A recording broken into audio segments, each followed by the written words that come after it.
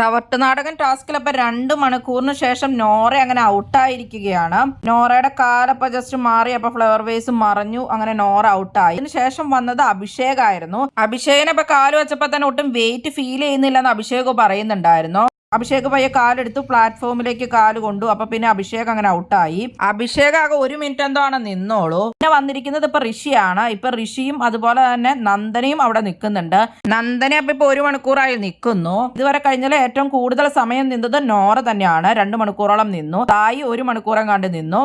ഇനിയിപ്പൊ ഋഷിക്ക് വലിയ കുഴപ്പമില്ലാന്ന് തോന്നുന്നു. ഋഷി അങ്ങനെ നിൽക്കുന്നുണ്ട്. ഇനിയിപ്പോ വരുന്നവർ ഒരു 2 മണിക്കൂറിൽ കൂടുതലോ 1 മണിക്കൂറെങ്കിലും കൂടുതൽ നിൽക്കാൻ പറ്റുമെങ്കിൽ മാത്രമേ ഈ ഗെയിം ചെയ്യുവാണ് നല്ലത്. അല്ലെങ്കിൽ പിന്നെ ഒരു വെറുതെ കാലം വേദന എടുക്കും, അടുത്ത ടാസ്കുകളും കളിക്കാൻ പറ്റില്ല.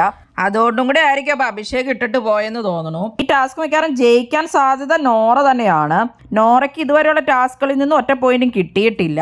ഈ ടാസ്ക് നീണ്ടു പോവുകയാണെങ്കിൽ ഇന്നിനി വേറെ ടാസ്ക് ഉണ്ടാവുമോ എന്നറിയില്ല. എന്തായാലും കൂടുതൽ ബിഗ് ബോസ് വീഡിയോകൾക്കും ബിഗ് ബോസിന്റെ ലേറ്റസ്റ്റ് ലൈവ് അപ്ഡേറ്റ്സിനുമായിട്ട് ഈ ചാനൽ സബ്സ്ക്രൈബ് ചെയ്യണേ, സപ്പോർട്ട് ചെയ്യണേ.